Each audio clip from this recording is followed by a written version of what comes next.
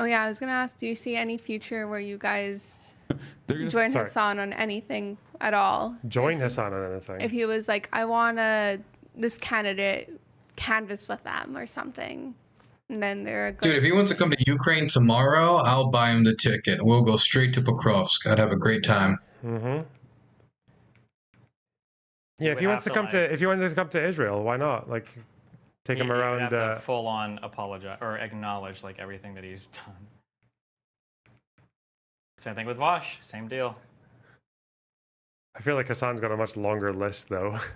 Bro, he spent the last years supporting like some of the biggest Arab killers in the region. Like, nah.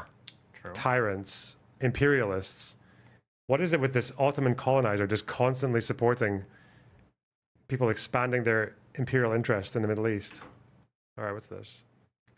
But you can be wrong literally every single day. You can be wrong every single day. And you will not get punished for it at all. I'm shocked. That's a J-dam. Like, my lack of interest in like covering the dumb shit that this loser has been saying is kind of bad. It's bad. It's a mistake, I think. This is the JDAM guy, right? Yeah, this is the J-dam guy. I'm glad that Bad Empanada has taken on the task. Thank God. Right. But it says mostly correct. Thank God we have a good responsible voice. Thank God. A good honest a good honest representation. Do you think he knows that Bad Empanada is being a weaselly little liar dude? He literally DM'd me about this shit in the past. I explained to him that Bad Empanada was like lying about my dad being a war criminal. Hasan acknowledged it. And when his chat used to tell him that last year, Hasan would be like, come on, that's crazy. What the fuck are you talking about? But now I think he would just probably let them say it and not acknowledge it. Listen, Hasan needs friends though, you know? He needs someone who's a little bit more intelligent than him to handle this kind of shit. They make a claim about like a Israeli war crime that you're still needing more information on, and that's like a red line has been crossed and you're cast aside. But if you celebrate October 7th and you wish it happened every day, then that's fair game. Come on in. Let's watch your videos on stream uncritically. Here's a question. Has Hasan ever disavowed anyone on the left or to his left? Hasan will say, I don't really agree with everything they say, but you know, they make good like that. That's what he'll say. Yeah. But he'll never actually offer any substantial pushback. Yeah. Compared to the browbeating that he does to everyone who. Do you feel like the shadows on Nassif are okay, or do you feel like that's too dramatic? Genuine question about Hasan. When he starts talking about these wars and he starts talking about these, you know, doing the weapons identification on stream and all of this, why not just, I mean, he's like gigantic. Couldn't he just like, I want to have somebody on here with military experience to do this quick. Like he's live like all the time, but I'm sure he has the contacts to do it. Why bother like shooting from the hip? It's propaganda. It's not supposed to be accurate. It's just supposed to like feed into the narrative. That's all that matters. Like he does get all the high profile like far left partisan like journalists to do his stuff, so he talks to them all the time. That's his expert opinion. His expert opinion is like Ryan Grimm, right? Very grim. Yeah? How does that make you feel, Dylan? Bleak. Remember when he said that hitting the Kersh Bridge was like an obscene war crime? Terrorist attack. Yeah. Yeah, well, you know, bridges are like protected by law, actually. We don't have an issue. We don't have an issue with Hezbollah, Dylan. How do you feel about that as someone who studies the Syrian Civil War?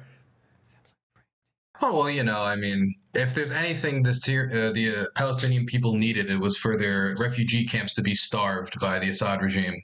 Yeah. But weren't they only fighting ISIS? Weren't their enemies only ISIS and Al-Qaeda? The funny thing is, the Assad regime and Hezbollah did the least fighting against ISIS of probably all the factions in the Syrian Civil War. You mean they just left that? You mean the headquarters that was conspicuously available to every intel group in the world was just left there when they were bombing every other city? They just left that one for no reason in Raqqa? Yeah, did they do that? Why? Yeah, the Assad regime like abandoned all of the east of the country, and that's why that's why the YPG like was really a thing and could take all that power, and they were the ones fighting ISIS, is because the Assad regime abandoned all of that part of the country to defend, Assad's strong points where he had the most political support and where, the population supported him.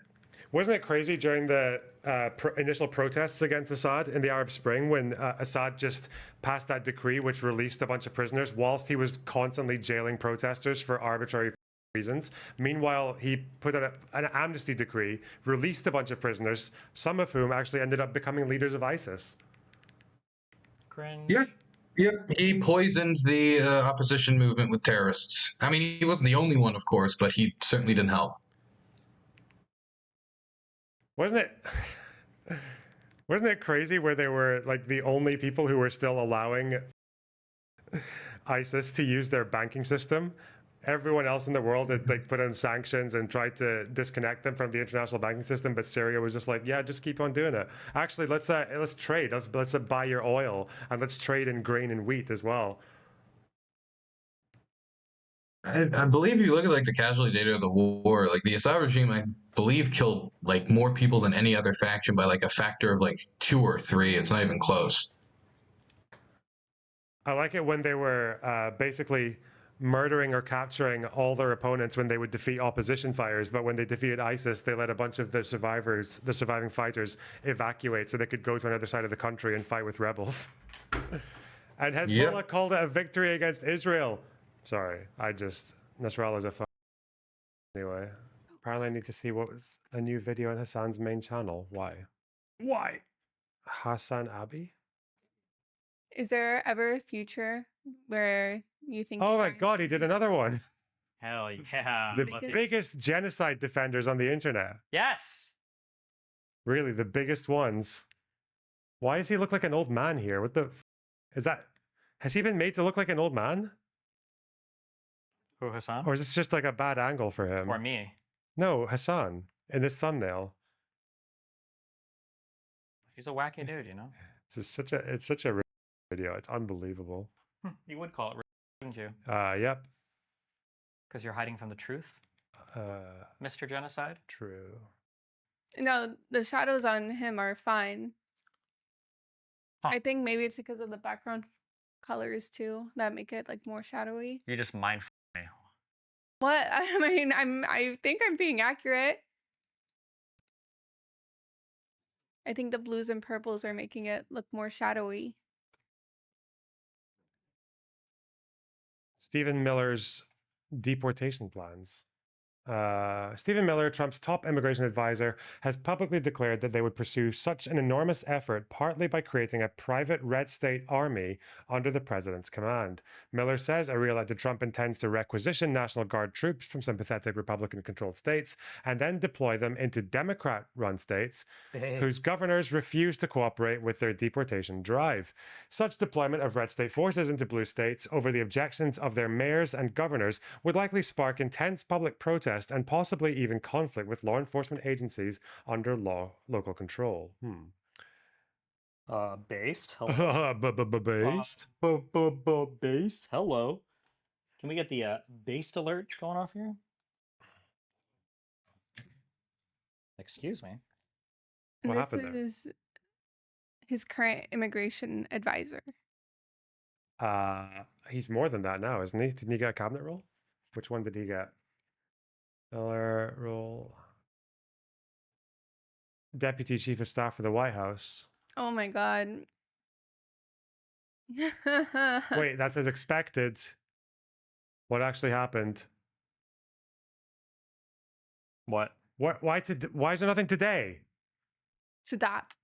Sorry. Ooh, she hit you with the big misspeak, my friend.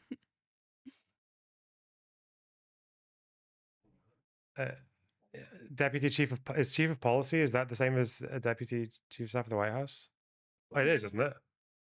Is it? I don't think so. I think wasn't his chief staffer or whatever now a woman? Like it was making news. That's the Chief of Staff, the White House Chief of Staff. Yeah. Yeah, that's a woman.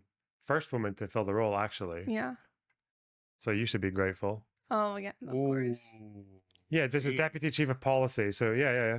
But I thought is chief of policy, is that synonymous with the deputy chief of staff of the White House, or are these different? I actually have no idea what that role is. Chief of policy.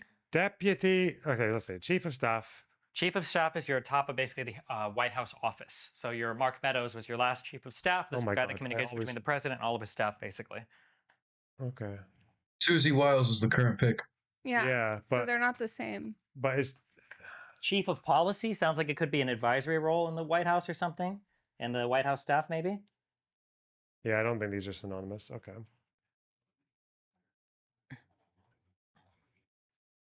So he's the deputy chief of policy. Okay. Yeah, he sounds like a bad dude. Wants to create a private red army. That is. I mean, I saw the speech that he gave at one of those rallies. It was so grim. Who? This guy, Stephen Miller. Oh, that guy is pretty crazy. He's the one that you think is full on fascist ideologically. I don't know. He just seems, but he might be. I haven't heard him speak enough though to have a strong opinion about him. Hmm. I'm killing this screen, so That's okay. I appreciate that, Destiny. All right, bye. Remember to hit that like and subscribe, and don't forget the notification bell so that my videos show up right in your feed.